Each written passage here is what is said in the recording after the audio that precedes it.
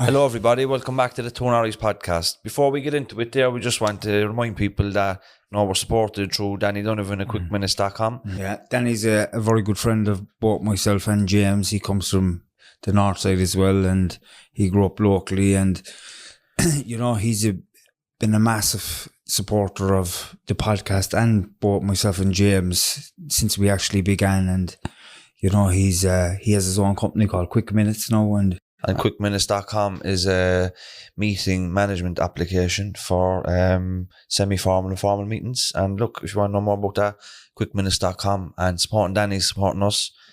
So if you're interested in that, check them out and enjoy the rest of the podcast.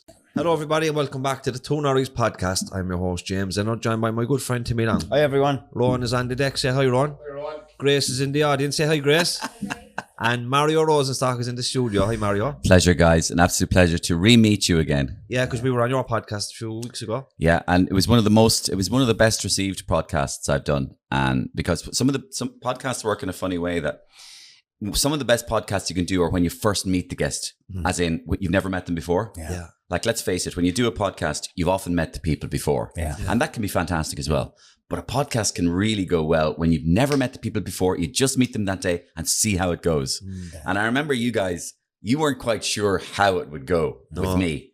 And I think at the end, you were kind of sort of happily surprised with how it went. Yeah. And I was absolutely delighted. And we were buzzing about it for about I literally had a pain in the back of my head From laughing. I had to really just massage the back of my head like this because I was in so much pain. Oh, it was just fun. I went home, I told you that. I went home buzzed after the podcast because for me, it had the perfect combination between humor and thoughtfulness and all that sort of stuff, But we've got to do that thing. I know you're back from a cruise. So we've got to do that thing of combining all the interests in your life, Timmy. Cruises, therapy, prisons, and just have a big, giant podcast cruise prison.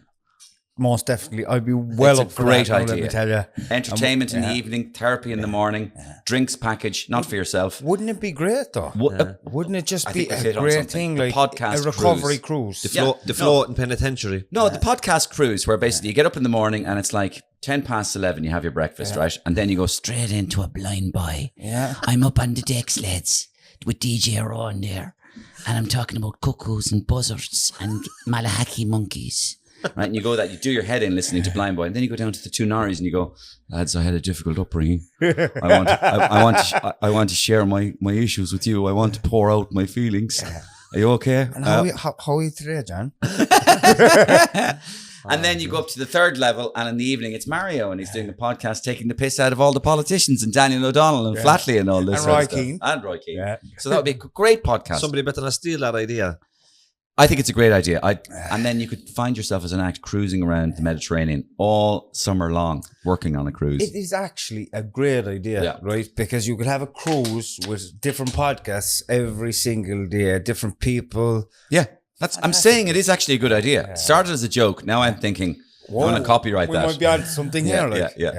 I get it. But we were on your podcast. It was a great experience for us too. Adele, a mutual friend, organised it, and she was lovely. And she gave us good feedback afterwards. We were delighted. We drove from there then down to Killarney to Pat Falvey's house because we were preparing for our live show in the Opera House, which went great. You're in the Opera House at the moment, 4 nights in a row. Yeah. Tonight is your last night. Oh, listen, what's it like? I've been coming to Cork doing shows since 2010. And I think the first experience I had of Cork doing a show here was in 2010, and we put the first Gift Grub Live shows on sale in 2010. And a fella from Cork called Dave Moore, who worked in Today FM, he went, Mario, I'm fucking having an awful problem trying to book your tickets here on the Cork Opera House. And I went, why? And he went, they just won't let me in. And then Pat Balfour, engineer, went that the Opera House website had crashed. And this is in 2010. They have a habit of doing that, actually. Yeah. And I went, why is it crashed? And they went, because of so many people wanted to buy tickets. Yeah. And so it was from that moment that I realised that Cork had a special place for this comedy in its heart. Yeah. And it wasn't just to do with the Roy Keane thing or the Ronan O'Gara thing. I think it's to do with the idea of the piss take. Yeah. Cork people love having the piss, seeing people take the piss. And it's also a very political town. Very political, from the Civil War, from Michael Collins, Fine Gael, Fianna Fáil, Labour. And it's everything that Gift Grub actually is. Real serious piss take, but also a bit of politics. Yeah. And then you throw in the sport and the Royal Queen, and you've got an appetite for it. And so it turned into a place that I come back to nearly every year. And it turned into a place that I have no bones about saying is my favourite place to perform in Ireland. Cool. And I say that, I say that when I'm on radio in Dublin. Yeah. And I have no problem saying it. Because, I don't know, there's a special affinity between myself and Cork. And that would probably as well because of the fact that I went to school here. Yeah. And I went to school here at a very important time of your life. The old hormonal time, lads. When you're like, you're 14 and then, suddenly, everything starts to look different and, feel different.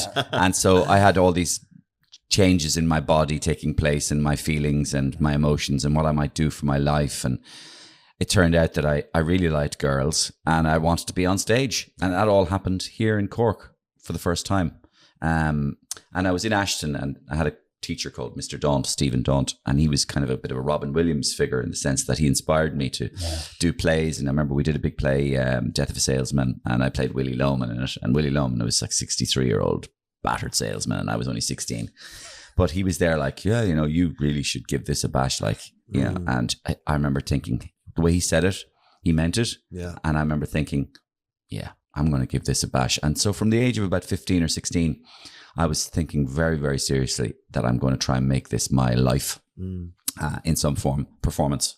Doesn't it show the power of a good relationship with a teacher and of encouragement from how the impressionable you are at that age. And I also felt that when I was doing it, because I was like a lot of people, I was a dosser and a messer and I was into the crack and chasing girls and doing a bit of sport and smoking down behind the sheds and, escaping from school and we used to leave ourselves down by the sheets. Girls would leave the sheets down the window and we'd climb down the sheets onto the road and go down to Lennox's for chips. And then girls would let us back chips in. And all And girls would let us back in again and we'd be scurrying across the roof, trying to get into the girls' dorms and all this. So, a bit of a messer. But I realized when I was doing the play that I had this phenomenal work ethic for what I was doing. My focus, I got completely focused. And all I wanted to do was focus on this play and this performance and this imaginary world. And that's when I knew something different is happening to me here. And then we did 4 nights of the play. And I was 16 and we did 4 nights. And I remember sitting off the end of the 4th night, I went out to the back of the theatre into the dark. And I just sat down on the steps and I started crying. And I couldn't understand why I started crying. And it was very emotional. And I didn't understand why. And I was on my own. And I worked it out over the next couple of days that I was crying because I wasn't going to get to do this character again the next night. That I was leaving him behind. That this thing was now leaving my body. You had so much invested in it. I had so much invested in it. This thing was leaving my body. He wouldn't be with me tomorrow night. And I'd have to say goodbye to him. And I was going to be lonely. And I remember thinking that gave me such a powerful feeling that I want to revisit that feeling. And so that's what got me back into it again. How were you around confidence? Were you a confident kid? Yeah. Like it wasn't an issue for you on stage? Not at all. Not at all. I mean, I love listening to people who go, yeah, man, I was just, I was terrified of everything, man. And people used to beat me up in school. And I had 2 noses, man. I had 4 eyes and 2 noses. I had a big spot coming out here. The girls used to laugh at me. The teacher used to beat me up. I hated myself, man. No, I wasn't like that. Yeah. I had an upbringing full of love. I had a very unstable upbringing. But an upbringing, which is different to an upbringing full of love. Do you want to give us a bit of clarification on that? I love the way he got all professional there. Would you like to give us a bit of clarification there, Mario? And the Chief Superintendent Officer Moriarty there will take some notes. How many drugs were involved, Mario?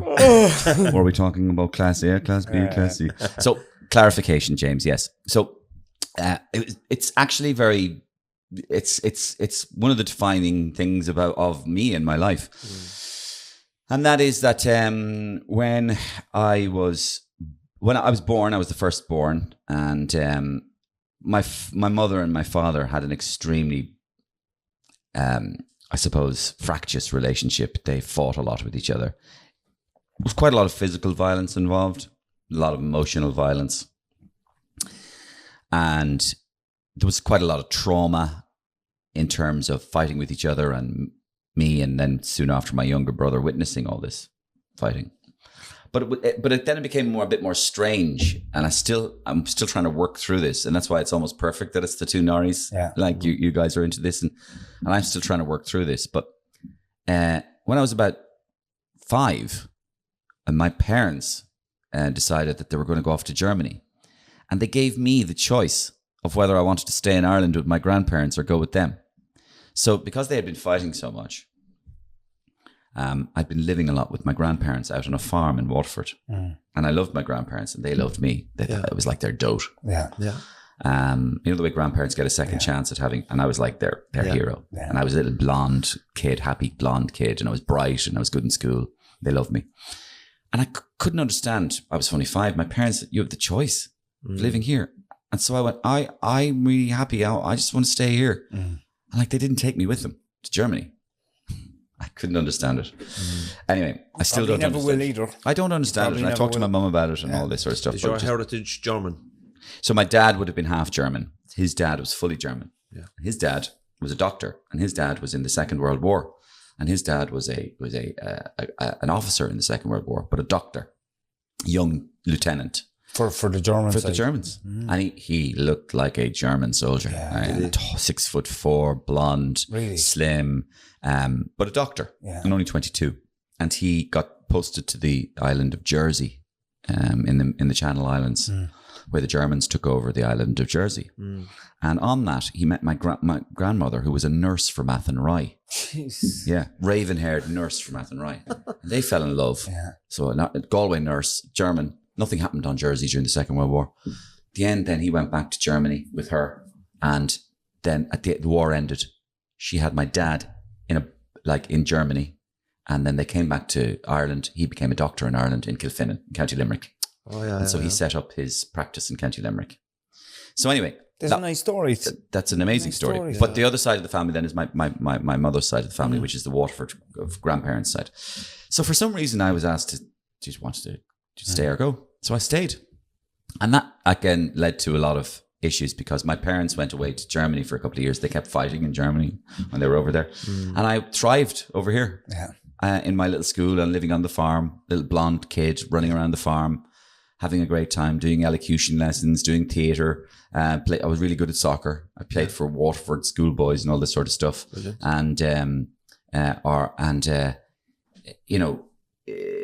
So that split with my folks because they came back to Ireland then a few years later. How many years? And so then I was about like 8 or 9, and then we got to live together again. But they were still fighting. So then I'd go back to my grandparents for a while. 12, 13, went up to Dublin with my parents. Again, they kind of split up. But at 14 then they would completely split up and I had nobody to live with. Yeah. So I was kind of living with my uncles. I was living with my aunt. All my family were kind of going, well, who can he live with now? You've taken him for a few months, so I'll take him for a few months. Is that why you went to the boarding school? Correct. In Cork? So that's why then both my sides of the family clubbed together and they said, listen, let's just send him to boarding school because we haven't, he needs to sort something out. So I went down to boarding school in Cork and that was a brilliant experience, but again, at a very, very important age of your life. But I guess what I'm saying is that that whole period of my life was dominated by two things. Love, because I had great love from my grandparents, but also total instability. I didn't really know. And it's an interesting thing about love, right? So there's a hole in you somewhere. Yeah. Because I can feel that I'm being loved, but I'm not being loved by my parents. So you're kind of going, why did my mummy and daddy leave me? Do you know when you become a teenager and you're in Cork and all that stuff has happened in your early childhood that you don't really, when you're that young, you don't understand. Yeah. But when you get a bit teen, you get more of a critical eye. Did it bring up feelings of abandonment, of hurt and anger towards them? Yeah, it did. It did, and still does. So I still have those feelings. And I'm still trying to work through a lot of those feelings. Yeah. And I actually think a lot of the reason I am a performer is that I have that need to fill the hole that exists. And it's not a bad thing because it's a really good feeling. It's a really good feeling to want the love of an audience or to give an audience a great time and to receive that love back. you can be doing worse things. Yeah, You could be totally. filling it with gambling and drinking and drugs Exactly. and terror and horribleness. Instead, I just fill it with performance but definitely I have a drive to fill this need that obviously I have. But you asked about confidence and all that sort of stuff. And I guess the answer to that was I had plenty of confidence because my grandmother especially instilled in me. She used to see me performing when I was young, and she used to tell me, like, you've got this thing. You're great with voices, and you love performing, and you look great when you do it, and you sound great. And I could sing, and you just have a very nice way of doing it. And she used to keep telling me it. So even now when I go onto stage and I'm feeling nervous before I go on stage, I often just hear her voice and just go, I hear her telling me, go on, step onto that stage. You're going to blow them away.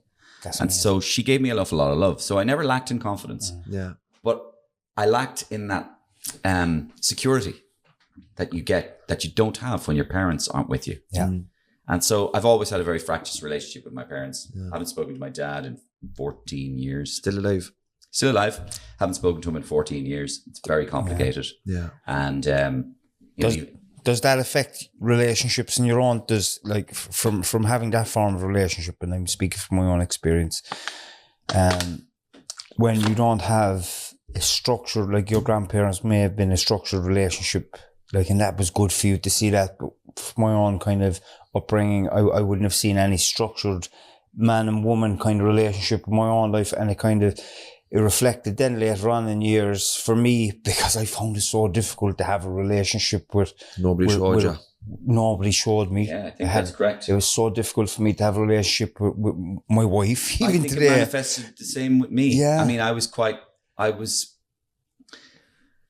had a very, when I was young, like when I discovered girlfriends and stuff, I had a very dismissive attitude to the whole thing.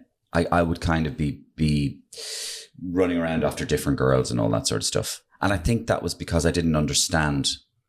Now that I look back on it, I didn't understand what a structure in a relationship was. I was kind of I'd kind of go out with a girl or whatever and then run off with another girl on the basis that maybe I'd be afraid she might dump me. Yeah.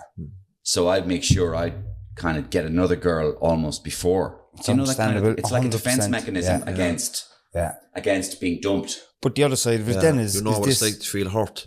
Exactly, and you yeah. won't leave yourself vulnerable or open to that Exactly. again. So you kind of You almost get in there before they get in get there, you. do it to them before you do it to you, so that you're always the winner. Makes it very hard to maintain relationships going forward. And so I found that also a kind of a pattern in my life as well, where I was afraid to get involved in a relationship with somebody on the basis that they might hurt you. You know, and I think that again has to do with your folks. Yeah. It's to do with, like, will they walk out on me or something? Exactly. And it's like the minute it does start getting a bit serious and responsibilities come in, it's like, oh, it might be time to move on here now, like, you know. Yeah.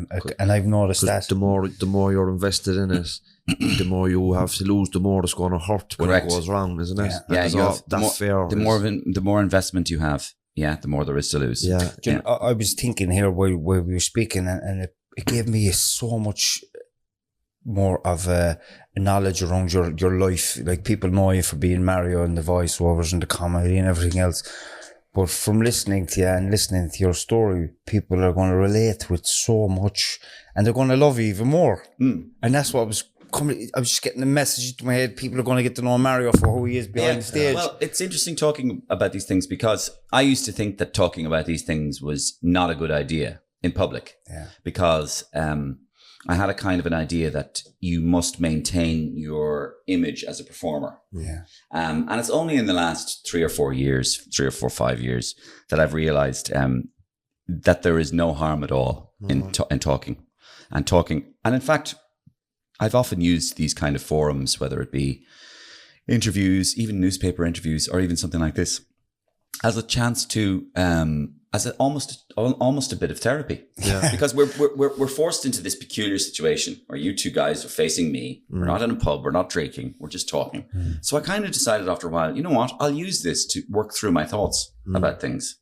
And so I think it's a good idea. I've said it from day one. As soon as we started this podcast, this is a therapy for me and Timmy. This is like this is a support for me and Timmy. Every week we come in and we talk to people about issues related to their childhood, addiction, and you come out of here and you're thinking, oh man, that was fucking good for me. It was good for the guest, and it's good for the people listening. It is. I also think you're onto something in terms of when you dig deep into people's lives and you go back into 1 to 7 years of age, that's who they are. Formative years, aren't they? That's where it is. That's where it is. And very few people talk about these things. But I think you are a lot that happens to you between those ages determines what is going to happen to you And the into whole, your psychologically. for therapy, the whole area of therapy for me is for a person really going back into that era of their life Yeah. and maybe accepting the real stuff that they don't understand. Acceptance really is the key. And when I say acceptance, it's not a mental thing that you say, I'm going to accept this now today. It's more or less, it's like, this is something that has happened in my life. I may not understand it. It still brings up shit for me when I say shit, different forms of feelings and emotions. But you know what? It's here. It's not going to go away. But it's the moment we start fighting with these areas of our lives that we don't understand and these feelings that make us feel low, we're in trouble. Yeah. The damages that we have, the damage that we are as people, the damages that we get as people are the accumulation of what we are. You know, when people go, I'm working through my problems, I'm doing this and doing this, people sometimes mistakenly believe that at the end of that process, they're all going to be smoothed out and that they're fixed. On the contrary, you're not fixed. You're the same as you were before. It's just that you have a little bit of a greater understanding of who you are now. Yeah. So like, we are who we are. We're all damaged. Yeah. Some of us are damaged in different ways. Some of us are severely damaged. Some of us are not so severely damaged. But we all are who we are because of the damages that we carry around. And that's what makes us interesting as people. That's what gives the color to our lives. I don't think I could be on stage tonight. And I know you're coming to my show tonight. Yeah. And last night was just like off the fucking charts in terms of the buzz in the room, right? And you'll see this tonight as well because it's Saturday, so it has to be in Cork. Yeah. But like, don't know if I could do what I'm going to do tonight were it not for the fact that I am slightly damaged.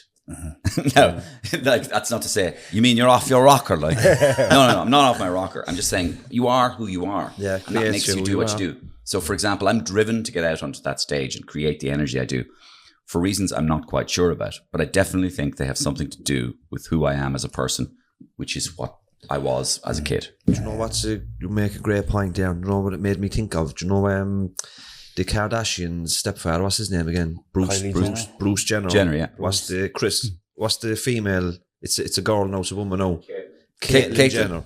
So there's a brilliant documentary on Netflix about Ron follows her on Twitter. Caitlyn Jenner. But Bruce Jenner. No, I've seen it. So it's about Bruce, the athlete. Yeah, but he was internally he was a woman, but he was a man, right? And because he felt like a woman, he wanted to portray his masculinity, and he got so obsessed into the training that become one of the world's elite athletes to show everybody he was a man, and he was so strong and fit and fast, and he won gold medals and broke world records and everything.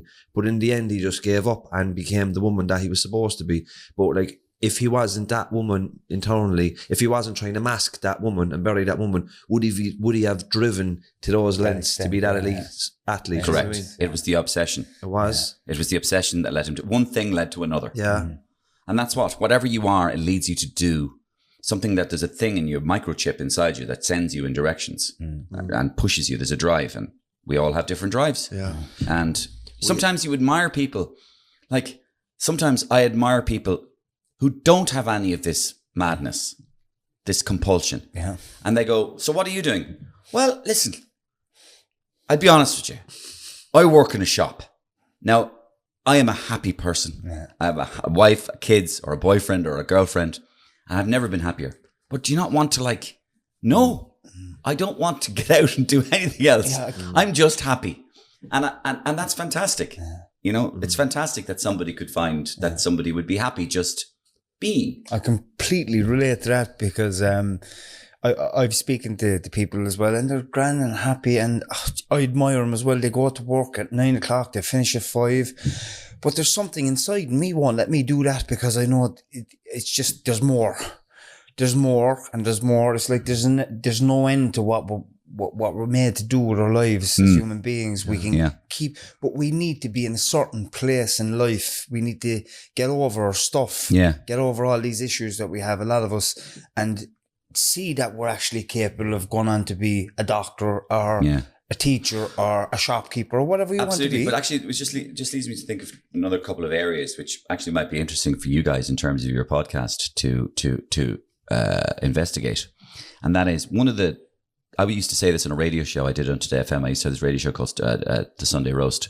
And one of the interesting things I brought up once, and I still think it's a big thing, is, and it's from personal experience, is that one of the most untalked about things in Ireland, we're used now to talking about being open about our mental fragility, being open about being abused physically or emotionally in schools or as youths.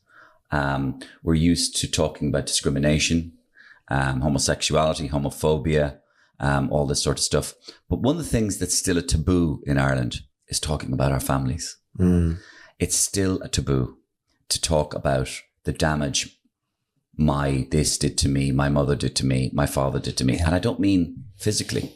I mean the coldness, the fact that, you know, this idea of you look at another person's family and you go, I think they must be a perfect family now. And then you scrape behind it and they go, they're even more fucking bonkers than my family. Yeah. And every family is bonkers, you find out.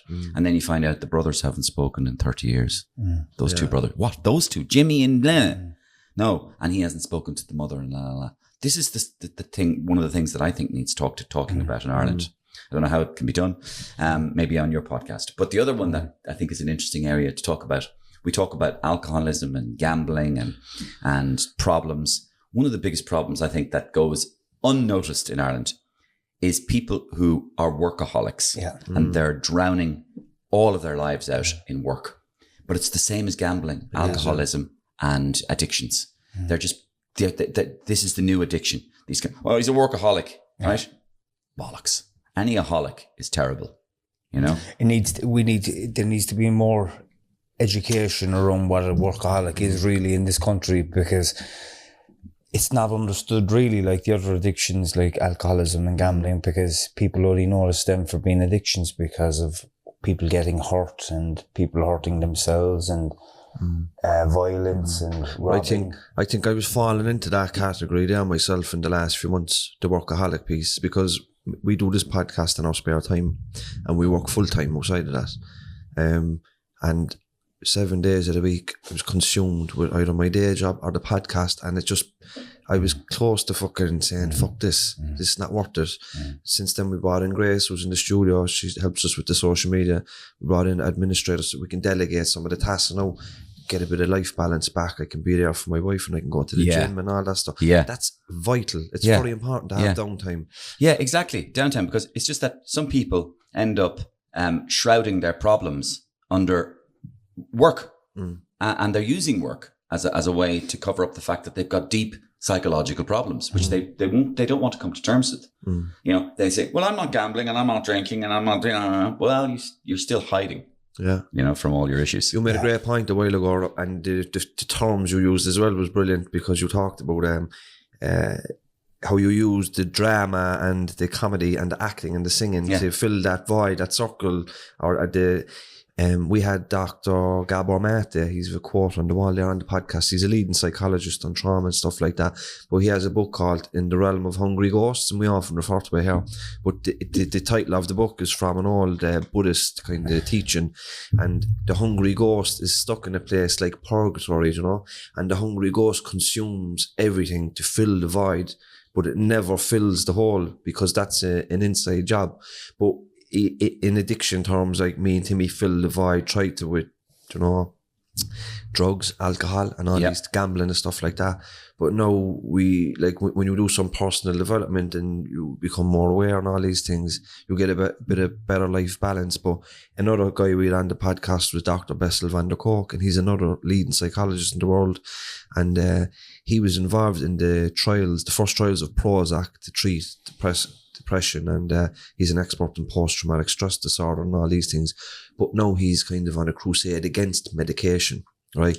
And one of the key things he talked to us about is the evidence to show that for people that are recovering from traumatic experiences in their life, whether it be family issues or violence or whatever, medication can suit some people, but it's overprescribed. But one of the key things that people can do to heal from trauma is drama, singing, acting, dancing. And when you were talking like that, it's like you found your cure, or you found your coping mechanism. You didn't have to read a journal article or peer-reviewed piece. You just found it naturally, you know. But some people don't find it naturally because they don't have the grandmother that you have. You know? But like, although it would be funnier if I did become this after reading a peer-reviewed piece, and I appeared in the Cork Opera House tonight, and I said, lads, the only reason I'm here is I read a peer-reviewed piece there a few years ago that advised me to fill my love with drama and acting. That's why I'm here. Ball on, lads. Yeah, makes a lot of sense though. What you were saying there about filling that void. For that void was alcohol and drugs for us, and for some people it's comedy and drama. You know, like I think about, you know, the potential. Obviously, you had a huge amount of talent and potential that your grandmother and the teacher and certain people in your life helped nurture that. But when you think about the children that come from the kind of unstable homes like you spoke about, but they don't have that other adult, and all that talent gets lost. Totally. Do you know what I mean? You're damn right. I mean, there's where you bring class into it now, and the class comes into it. We're afraid also to talk about class in Ireland. We look across the water at Britain and we go, oh, there's a big class society. Because it's very obvious. Very obvious. Yeah, if the Queen at the top, the aristocrats, the upper middle class, the middle class, and then the all right, mate. And then they like people on the side of the road. It's like 7 classes. And in Ireland, we have no classes. So they say, well, I disagree. We have a very, very subtle, nuanced class system in Ireland. If you live out in, you know, between Carrigaline and Bishopstown or whatever, and you're going, well, he doesn't actually live there. No, that's not his address. They live, the kind of boundaries and all this sort of stuff. We know whose class is in whose class. Yeah. And that idea of getting opportunities. So I came from what might be described as, middle class, because my grandparents had a farm and my parents were well educated, but they didn't have any money. So kind of middle class, but without money. Yeah. Do you know that kind of thing? But I was still just about being able to give the chances. Like, for example, somebody clubbed together the money to get me to boarding school. Yeah. A good boarding school in Cork, where I was able to maybe find my feet. Now, in your instance, you'd be talking about people who coming from less advantaged areas. They would have never.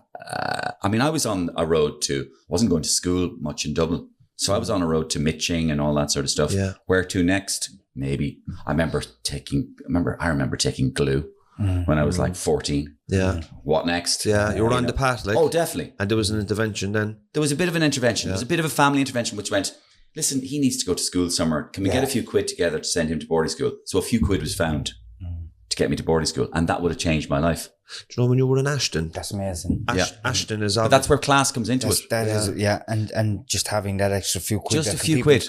People can pull together and say, because they understood that you were going down this road and this was an opportunity to get your way. But this raises the issue of all the stuff you worked through, guys. And that is, there was a few quid that was put together to get me to that school. That changed my life. Got me into drama at a very important age of my life. But this is your area of life. The idea of, what about that 13-year-old kid who's on the bad path? They have loads of talent. This is where the state needs to come in. Yeah. This is where the caring state needs to come in. This is where we need to change Irish society and stop it being a prototype American society where it's every man out for himself. If you're on the wrong road, tough luck for you. No. If you're a 13-year-old with potential, there should be a society which cares for its people and identifies that character and goes, no, listen, let's take care of them. Let's put them into that school over there, which they, And that's what we should do. Care about each other. Even kids that are in school, right, that are struggling around different stuff. There's a lot of talk lately now around bringing in these assessments for children, for screening for children. Like, that will help the children in our schools massively as well, so they won't be kept to the one side because they have dyslexic or totally to me. Yeah, and they'll get the help they require. And these kids, instead of being left in the corner of the room, they'll get the help to match their ability, their educational ability, and that will change their lives too. That's where we need to work as well. And that will change their lives. Yeah. They then will become potentially productive members of society who will create wealth for society, and they'll be less of a burden on society in terms of the health service. So you had like Micheál Martin. Play the long game, like. Yeah, play the long game. If people are healthier, if you spend money, let's say physically, right? If you spend money on people being healthier, they will save money in the long run by not having a burden on hospitals. So what we do, we tend to let people get sick. We let them get obese, fat, sick. We put them on drugs. Then they get sick and we put them into the hospital. It costs a fortune. Wouldn't it be better to invest more earlier so that people are healthier and they don't need to go to hospital and they're not a drain on society? So you had Micheál Martin here on the podcast a while ago. And this is what, I've always been saying. I used to love Vincent Brown and Vincent Brown on the television. And Vincent Brown used to always say, he's come back this time after time again. He's like, sorry, can I stop you there for a second? This country is one of the richest countries in the world. And they'd go, well, no, Vincent, no, I don't know about that. And he'd be right. We'd be like number 16 or 15 on the OECD list of richest countries in the world. There is no reason, if we can find billions and billions and billions during the pandemic, which we did somewhere underneath the couch, there is no reason why we can't find the billions to take care of each other, to take care of our people. You said it earlier on, it's from the age of 1 to 7 for a child to catch them and to teach them these good beliefs and teach them behaviors that they can really grow into stable human beings. If we want to change 20 years down the line, like if we want to change what happens in 2042, okay, we need to act now on the children that are being born at this moment and start giving them the right services that they need, the right teachers in place. And campaigning for those. Exactly. Yes. Education system, therapy systems. If there's shit going on at home for these children, okay, like there might be drug addiction, there might be violence, there might be a lot of different stuff going on inside in the family home. But if there's an environment that they're leaving the family home in the morning for say 7 or 8 hours and they're going into an environment where there's people highly trained and educated and know about what these kids needs are for them to flourish later on in life, it's like the healthy adult. Their healthy adult will be these people within these schools. And you know what? That bit of extra care for these kids at the young age will determine how 2042 will look for us. And how many people we have on the streets, how many people are addicted to drugs and alcohol and food and gambling. It's no, we need to... I'm very confused around this, how our government, like, they're so educated, all these people.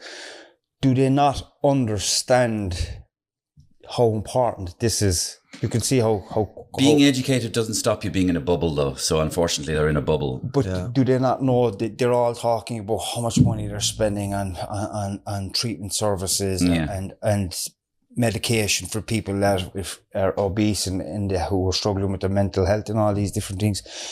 There is a way to stop this by investing in our children of now, our young children that are sponges who are getting all their core beliefs. Like a lot of our children are going into schools where a lot of the teachers and a lot of the childcare professionals aren't educated around trauma. Yeah.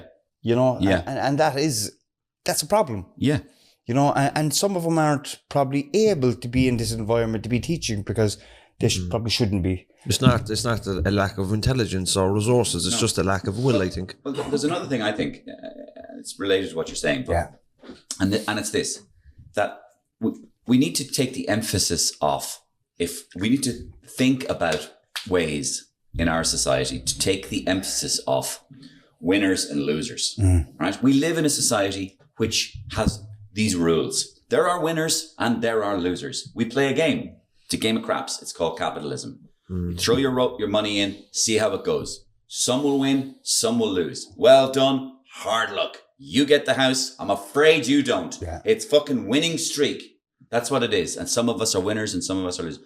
We need to take the emphasis away from that and invest or be seen to be invested in each other as brothers. So, give you an example.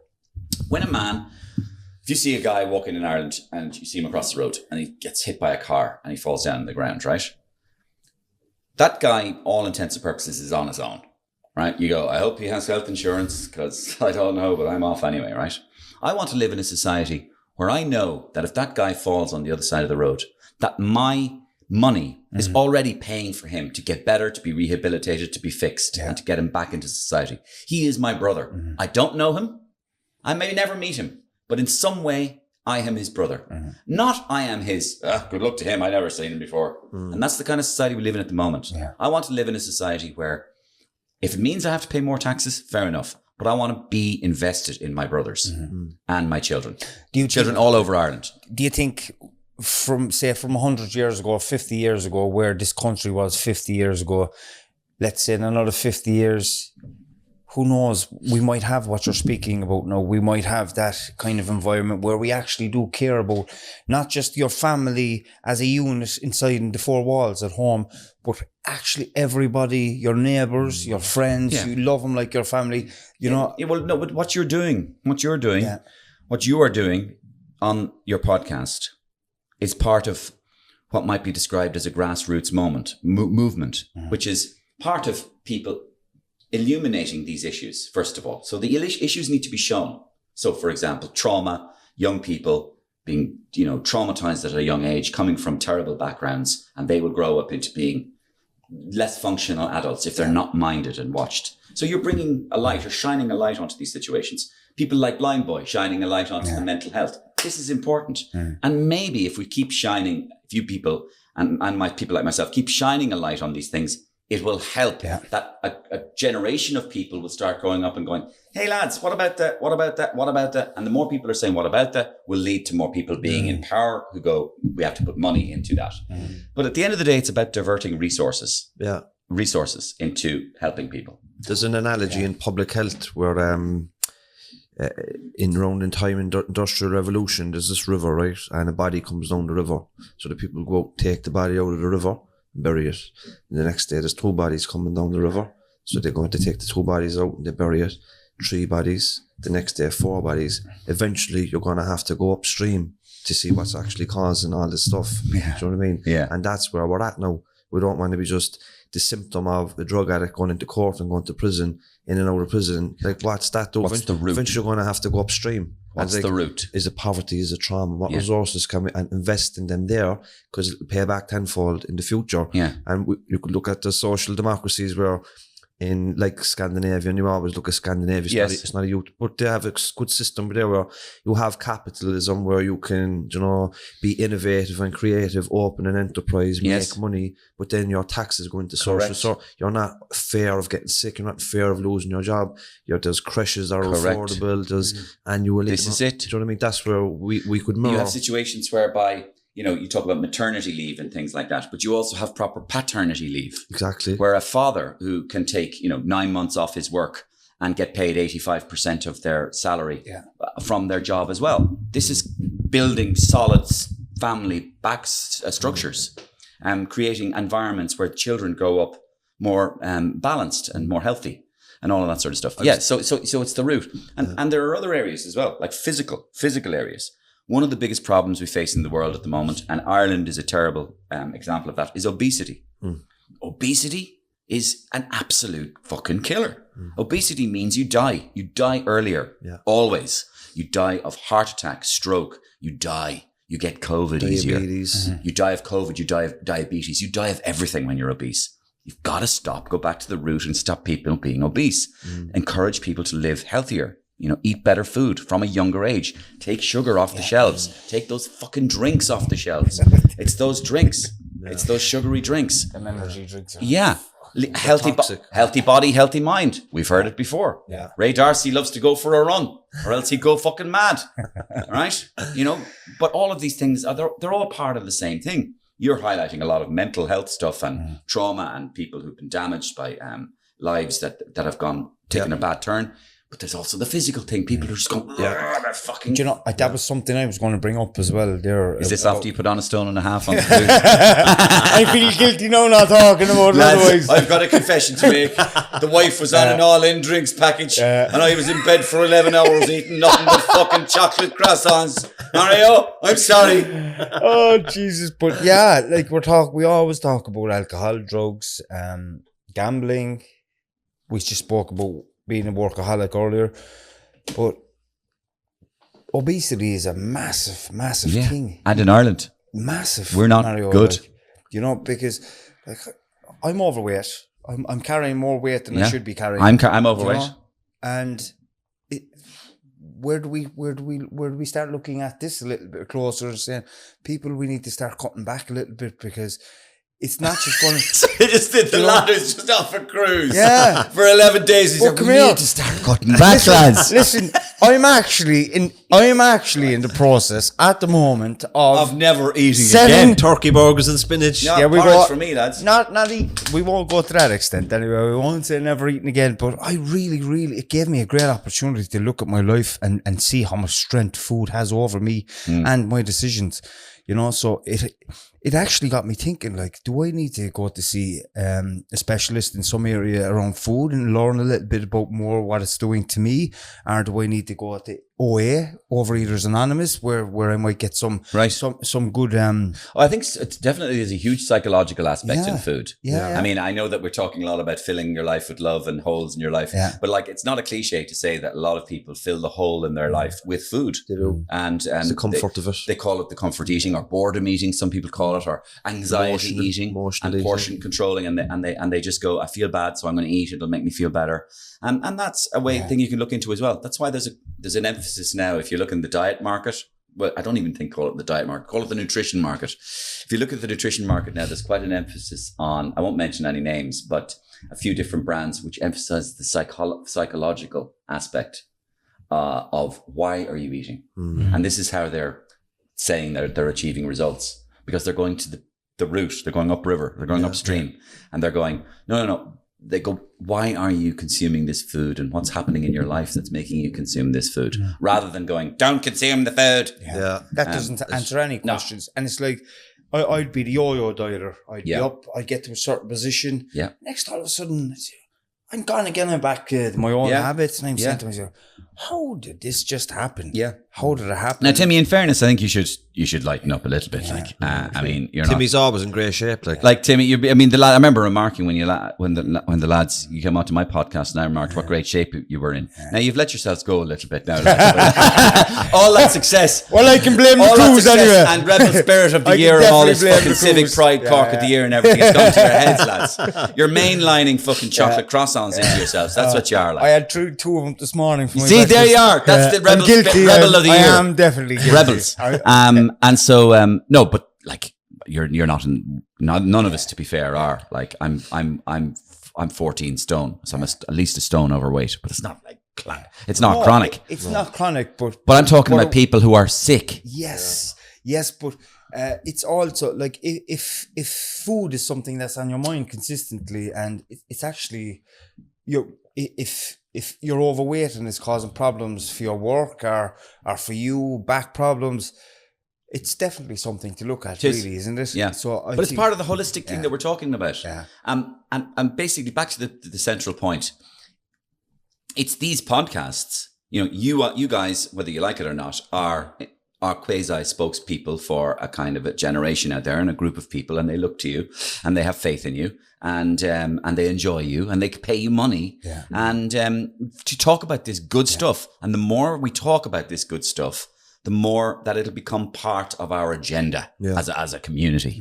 And that's what we need. We need kids to be a part of our agenda. We need the fella that fell over on the street to be a part of our agenda. Exactly. We need to be talking about ourselves more, about each other. We need to be lifting each other up more. You know, not just going, right, how do I get ahead and make more money than him? And how do I become like Dennis O'Brien? No. The answer is, how do you become unlike Dennis O'Brien? You know? And in fact, how do you help Dennis O'Brien to maybe fucking stop, you know, start spending back in his own and start maybe just helping to lift other people up and to be more interested in areas. If you have all this energy about making money, why don't devote some of your energy to, you know, talking to other people who are interested in lifting the weaker members of our society up.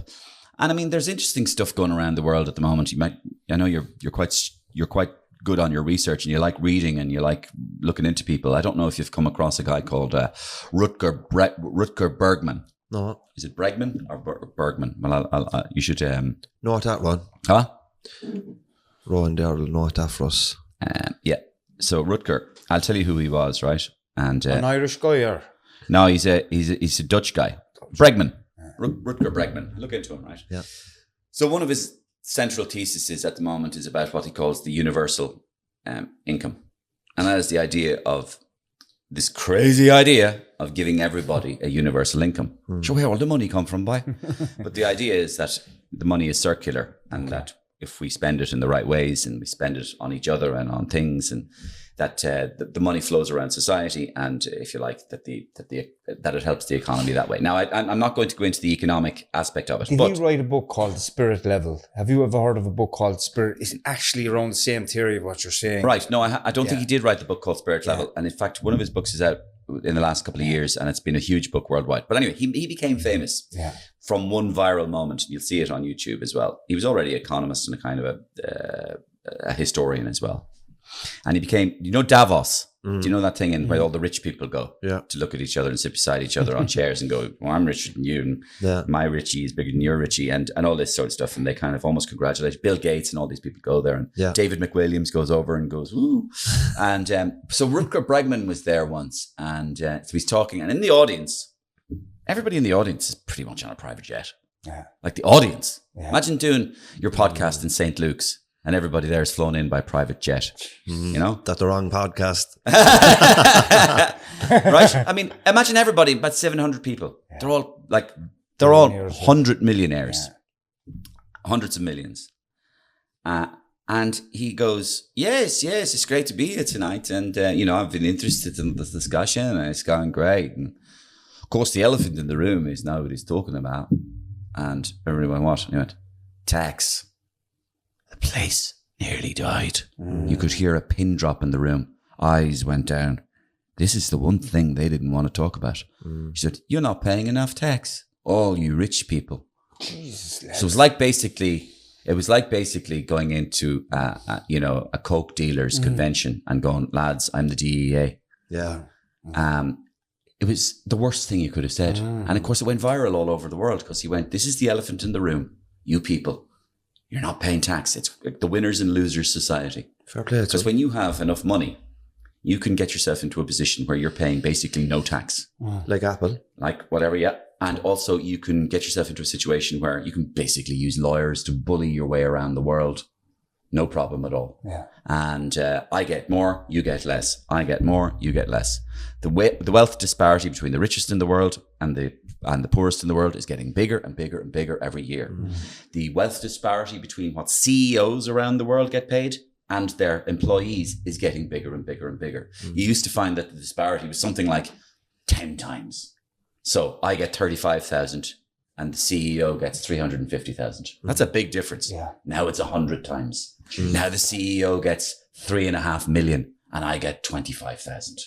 So this is the way things are going. There's figures then every year. It's we say 5-6 years ago, there was 20 people owned half the world's wealth. Correct. That number is getting smaller by the year. Yes. So you have like 5 or 6 key people that basically control the world's wealth, which is unreal. And it's getting whittled down into 2 or 3 people. Yes. The likes of Elon Musk, your man from Amazon. Yes. Tim Cook, or Tim Apple, as Donald Trump called him. Tim Apple, yeah. Can I bring the story back to you? Yeah.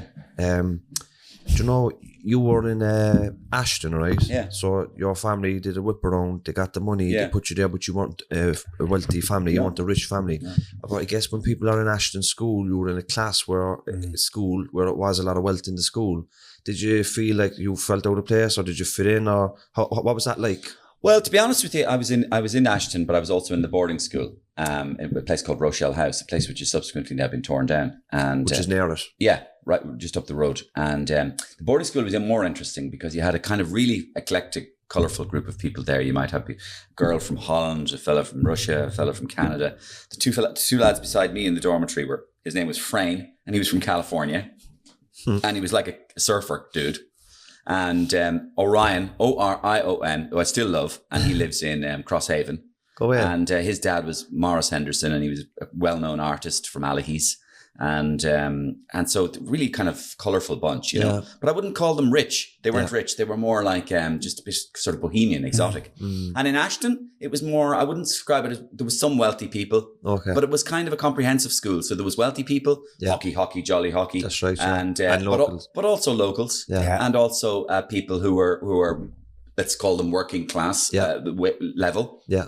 And myself. So I actually probably felt, I'm from Dublin. I'm from poor middle class, so I'm probably fitting right in here. No problem. So in relation to that, I probably felt. Do you know when you finished school, did you go to college? Or I went to Trinity.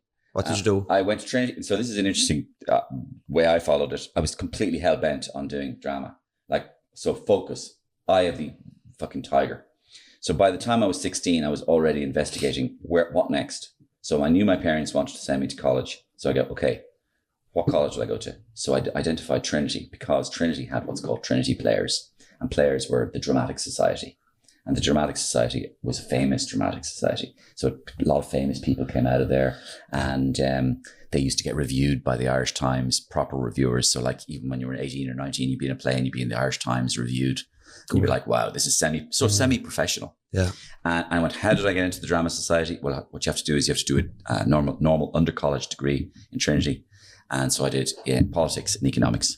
And I spent all my 4 years doing the Drama Society. Didn't do any politics and economics. But I did. I went to all the lectures, and I eventually did enough to pass. I did enough to pass, but it was like over there. Yeah. So it was all drama. And during Trinity, I got a part in Glenroe. Oh, really? Where? Yeah. So actually, I was cool amongst my friends because I actually got a professional acting job where I got money, like real money. Like I was getting like 1,500 quid a month. And I was totally scabbed on for all the drinks by my friends. It was like, get him into the pub. So I was like, drinks are on. And for those who don't know, Glenroe was the biggest thing in Irish television for a long time. Yeah, I was the doctor in Glenroe, young doctor. Miley and Blackie. Blackie Connors, And I was this young doctor in Glenroe. And so it was my first experience of fame. And really, when you were in Glenroe at that time, you were famous, especially if you had a decent storyline, because 1.5 million people used to watch it every week. I remember once, actually, it's an embarrassing story, but I might as well tell it. So I ended up, middle of this, I ended up at a party. Now I'm 22. I ended up at a party in Westport. No clue, right? One of these parties where basically it's wall-to-wall booze. It's not wallpaper, it's booze. It's basically so much booze in the house, right? And everybody's absolutely pickled. And there was like the doctor had arrived. I had arrived. Jesus Christ, lads, it's Glenroe. Right? So it's not the doctor from it's Glenroe. I am Glenroe has arrived. Oh! So anyway, this fella was absolutely scuttered. Must be 23. And he brings over this beautiful girl, his girlfriend. And he goes, how's it going? Would you ever do me the honour, would you? And get off with my girlfriend. Oh, fuck. What? Yeah. He wanted me to get off with his girlfriend. Did you oblige him? Yeah, I did. I went, do you mind if we step over there for a second? Because she was gorgeous. And he went, please. I'm just going, this is pathetic. I mean, your man is drunk, very drunk, asking me to get off with his girlfriend. Like, fucking hell. Jesus Christ. But that's the kind of nice relationship to have. Madness there, boy. So a bit of madness from the days of Glenroe. And how did you get into the comedy, and what was the first gig with the impersonations and stuff like that? So I was always doing voices. Okay. Because I was always messing, and I was doing impressions of my parents and all that sort of stuff, trying to get their attention maybe because they didn't give me enough love. Where did the big break come? It was definitely with the start of Today FM. So when Ian Dempsey came to present this breakfast show on Today FM, he was looking around he loved working with puppets and comedy, and he'd worked with Zig and Zag and all that sort of stuff. Dempsey's then back in the day. Yeah, so he loved being kind of a straight guy to comedy. And I was doing a few little sketches on that station, but it was only on, the margins. And then he said, what about the guy that's doing the sketches? Myself and Ian met, hit it off. It's complimentary sense of humour. We started up doing sketches. It was initially a 3-month contract, and I'm still there 24 years later.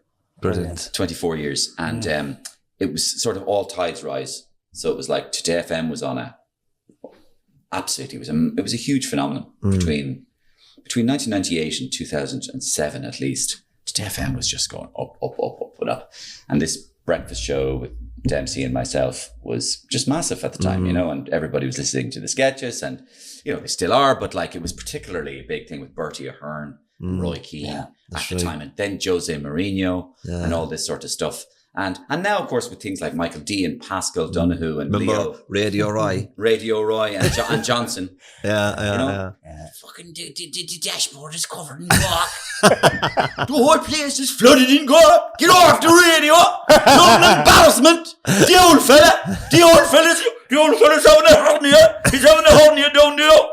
Jesus Christ. And it's just like people responded to that, you know, and just Roy's family, Roy's brother Johnson, the adventures of Radio Roy, the idea that there was a little radio station that Roy used to host a show on. I know, I remember it well. Welcome back to Radio Roy. Yeah, I know. At the end of the day, Radio Roy. The laugh as well. And Dennis in the background. Oh, you're right. Move on, Roy. Did you ever meet Roy? Yes. What does he make of it? Did he ever give you feedback on it? That was what I was going to ask you. That was my question at the beginning. Remember the one I said I'd save? How was Roy around the Aikino and all the impressions and stuff? The Roy thing at the time was massive, and you know, I couldn't go anywhere without people giving me their phone and going, "Do all my voice messages, Roy Keane, will you?" So I'd be there basically spending half my life going, "All credit to." What's your name? Timmy. All credit to Timmy. He can't come to the phone right now because he's out training with me at the end of the day. What's her name? Jenny. All credit to Jenny. She can't go. She can't go back to the salon today. She's out training with me and Manu. People's phones. So it was massive. And then it was like it never even entered our head that we're taking the piss out of Roy Keane. So just to get on with the show. Yeah. And one day the phone rang, and the marketing people came up and went, "Roy would like to meet you." You're in trouble. What? Are you taking the piss? And they went, no. He's in for the Irish Guide Dogs for the Blind. And he'd love to talk to Roy. Right. Roy? You? Me? Roy versus Roy? Yeah, so he'd be at the Radisson Hotel today in Stillorgan. You have 6 minutes. So into the room I went, and there he was. Yeah. And all the glory of Roy Keane, the green eyes, fucking the claw. Yeah. And I sit down with him, and I knew I only have 6 minutes, and he goes, "How's it going?" And I go, "How's it going?" And he goes, "So what you want?" And I go, "Well, obviously I said before, like at the end of the day, people say I talk like you." He went, "Nah, I don't think you talk like me at all." And I went, "Well, obviously they do. They say at the end of the day, people say I laugh like you." And he said, "Nah, you don't laugh like me." And I went, "No, I do laugh like you at the end of the day." And he went, "Make me laugh." I just like Roy Keane looking at you said, "Make me laugh." So I said, "I'm not going to tell him a joke because he won't laugh. He's Roy Keane." So what I'll do is I'll say something ridiculous. And I went, "Okay, the FAI is a monument to professionalism at the end of the day." And Roy went, and I went, and he went, and we both sounded like each other laughing. And he went, "Okay, fair play, you do laugh like me." Yeah. So the idea of winning him over. Yeah. So it was. I suppose it was like a jumping over a tight wire. And I kind of. He's a funny guy himself, isn't he? He's hilarious. He's lovely, and he was fascinated by my thing. What I do, the sketches I do, like he liked other characters that I do as well, Steve Staunton and Robbie Keane and all this sort of stuff. Yeah. It's similar with Mourinho as well. When I met Mourinho, and Mourinho was there, I was with Mourinho. We're invited to Chelsea. Yeah, and we're having a bottle of wine together after the gig. And he's there like, I'm in a dream world at this stage. Yeah. So did you have to do Mourinho to the Chelsea players? Players? In front of Mourinho. And they're all looking at me laughing, and they're looking over at him. And he was literally had to give them like, and I'm there in my scarf and my coat. And then afterwards he said to everybody, "Go to bed, all of you, go to bed. Makaleli, Drogba, go to bed." And they all just disappeared out of the room. And I went, "Where are they all gone?" They went, "Drogba has gone to get a massage. Makaleli has gone to play PlayStation. John Terry is watching Match of the Day." He knew exactly where they were going. Where they were going. "Do you want a bottle of wine?" And I went, "Yeah." So we sat down for a bottle of wine, and he went, "I've been listening to your CD. It's fantastic. I love your Mick McCarthy. Do your Mick McCarthy."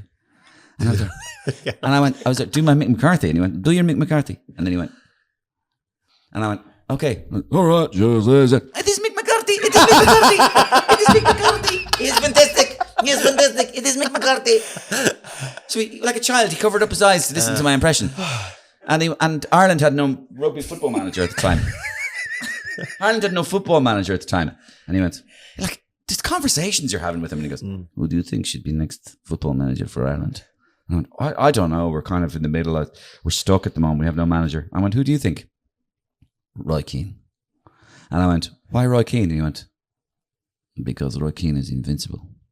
He's a Roy Keane fan. Yeah, because Roy Keane is invincible. That's like that's the way they see each other. Yeah, that's praise coming from Mourinho. Yeah. Like, so that's But what was lovely was then he'd tell me like, the song you did about me, very nice song. Every morning I drive Matilda and my child to school, and I'm playing the CD in the front of the car, and we are singing it together there in the back of the car. I wear my coat, la la la. And I'm there, this is fucking surreal. José Mourinho's in the front of the car, la la da da, and they're there, whoa, la la la, about their dad. When you were writing that, you weren't imagining that happening. Of course not. Yeah. Of course not. Actually, there's a brief addendum to that then later, because about a year later, I got another call from Chelsea. And it's like, Mario, this is Simon again, Simon Greenberg, the Director of Communications. You know Roman Abramovich? And I went, well, of course I do. So his wife is here with me, or his girlfriend. And she wants you to write a song about Roman for his birthday. So they thought they could, you know. So, so they wanted me to write a song, I think sung by Mourinho, about Roman Abramovich for his birthday. So can you get back to us or whatever? So I just said, for the piss, right, take the piss, right. So I just said, right, I'm going to charge them an enormous amount of money, right? So I think I said 25 grand. Anyway, they came back to me and went, I'm afraid we can't do that. That's way too expensive. It's way beyond our league. And I'm going, Roman Abramovich. Billionaire. Billions, like. Yeah. And I like, they can't afford me. Well, fair play to you. Well, I just said, listen, I have no interest in writing this song. Yeah. But if you want me to write the song, 25 of that. Like, he's not somebody in the public eye, and No, you but would it's know just too that much they about had him. seen the other song, so they were going to do another one, and I was going, fuck off. Yeah, fuck that. Mourinho as a character, though, you could write whatever you wanted about him. But it's funny the way people. What was funny about it was that for people who you think money's no object, money was an object. yeah. Oh, they were. They didn't make it and gather it by being Correct. You know, something you mentioned there, what got me thinking about was some people coming up to you and do this voice, do that voice, do that voice. But do you think later in your career now with the podcast and stuff like this that people are getting to know the real Mario? Yeah. They don't look at you as Mourinho and Roy Keane. Oh, yeah. They see Mario now. I think they see both, and I think that's something that I alluded to earlier on in the conversation. That I found it. I wondered, would that be difficult for me to separate those two or join them? And it isn't. People realize you are a human being. Yeah. And I think it's interesting for people to see the what's behind these voices on the sketches, because obviously I don't do just voices. I write sketches. Yeah. So if you ask me, what do you do for a living? I would probably say I'm a sketch writer nearly. Yeah. Because that's what I do. I write. Every day of my life I'm writing. So I write sketches. Are your sketches based on what's current in time? Yeah, and I then? flip them. Okay. So for example, let's say last week, what we were all talking about last week, turf. Okay. Turf. Turf. So I came up with this idea where Ross Kemp, Ross Kemp. Yeah, Ross. I'm Ross Kemp. Yeah. I've been in some of the most inhospitable drug regimes in the country, in the world. This week, I'm in Era, where they're concentrating and clamping down on a new illegal substance, turf. Right? So he goes and he interviews, this woman is 74. She's clearly addicted. How do you take it? Well, you burn it. And, you get around the pub and you have a bit of crack.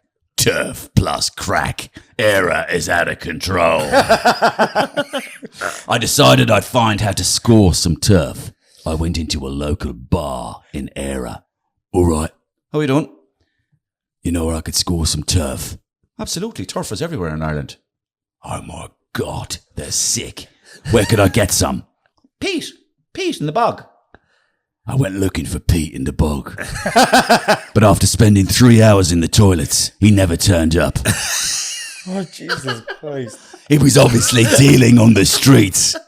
So, that's what I do. Oh, brilliant. So it's the idea of, you take a story in the news and you go, is there a funny flipped idea on this?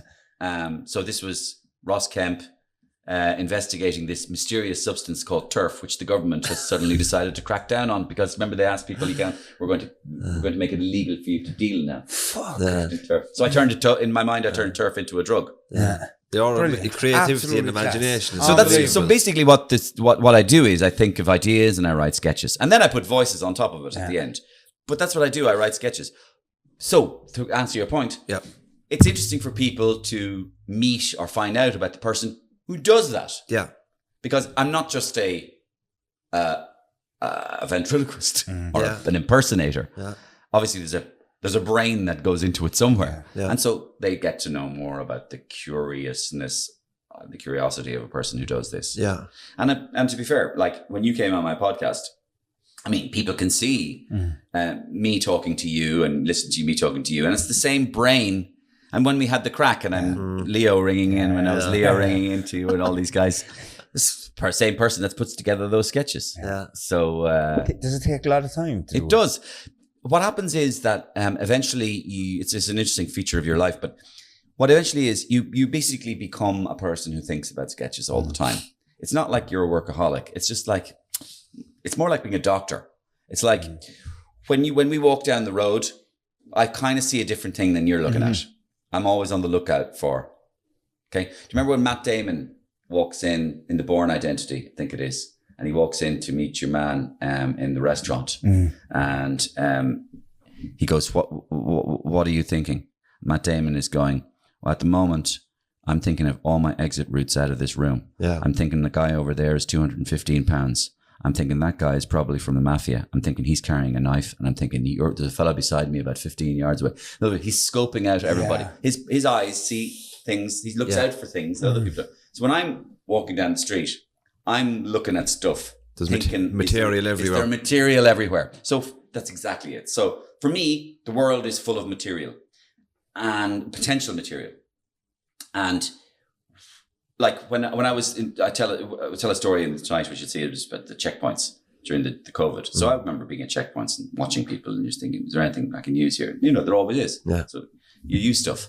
And so you're always looking for sketches, you know, you're always looking for sketches. And that's it. It doesn't mean you're working all the time. It just means your focus is slightly adjusted. Yeah. Which is slightly different. Yeah, I understand completely, because it's the same with me being in the construction industry. I'm always looking at roofs or looking at a fella's work. And, you know, now, there's another aspect to that as well, and it's a mental health aspect. Yeah. And that is to be open to looking at things. You need to be healthy. Yes. You need to be outward looking, and you need to be receptive. Yeah. And you need to be spongy. And to be spongy and receptive and open, you need to be happy and mentally happy. Because when you're not mentally happy, you are withdrawn, introverted, introspective, and selfish. One of the key things about people who have difficulties with their mental health is the amount of selfishness that's involved. Me, my problem, my difficulty, my pain, I feel pain, my pain. It makes you completely solipsistic, the idea that you're the only person that matters in the world. Yeah. Same as someone that's addicted to alcohol. Correct. Yeah. So when you release yourself from all these things, you become more interested and engaged in other people. And that's what the solution is. Yeah. So how I try to stay fit or stay healthy is I try not to drink too much. I do love a drink, and I try not to drink too much. And I try to get a lot of exercise, and I play a lot of tennis, and I do a lot of walking and all that sort of stuff. And that tries to keep you as open as, keep you as healthy as possible in terms of your mental outlook. But by the same token, I can get down as well, you know, and I can get the blues as well. Yeah. And that's not nice. We're only human. We're only human, ups and downs. Yeah. And do you know what's very important about what you just said, Mario, about when we do get the blues like that, you know, we have to understand that, like, there's no 2 days the same. Tomorrow's not going to be as bad as it is today. This will pass. This too shall pass. This will pass. That's it. I have said that to myself. And that always, I have that just sewn into my brain that anytime that I'm down or low, that voice just appears, tomorrow's going to be different. That's right. You know? And it could be dramatically different. Yeah. You know, like it's just a total turnaround. Exactly. You know, and I think, the other one I would say, and I'm interested in, you know, how to fix these things as well. And I would say that in my experience, just my day-to-day life experience, one of the most important things you can do is sleep. I know it sounds boring. It's one of the most important things a human can do. Get enough sleep and get regenerative, decent sleep. Good sleep, yeah. Because that gives you the fucking power for the next day. And not only the power, the patience. Patience is a really important aspect I find in life. To be patient with people who are pissing you off. Yeah. Don't lose the head. Yeah. Patient in traffic. Patient with taxi drivers.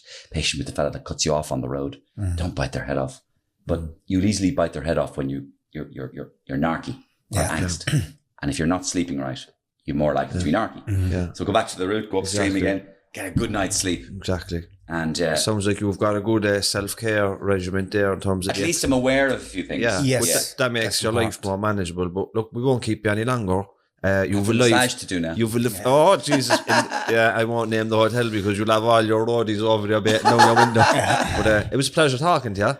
Of course, again, lads, a pleasure talking to you. I always feel when I'm talking to you that there's nowhere else to go but being just fucking honest. Exactly. And just present. Present, honest. Yeah. You know, because it's you don't have to be absolutely anybody else but yourself when you're sitting at this table with us. Yeah. You know. And I look forward to the show tonight. Yeah. And you're very welcome. And it's, what is it, James and Timmy by 6?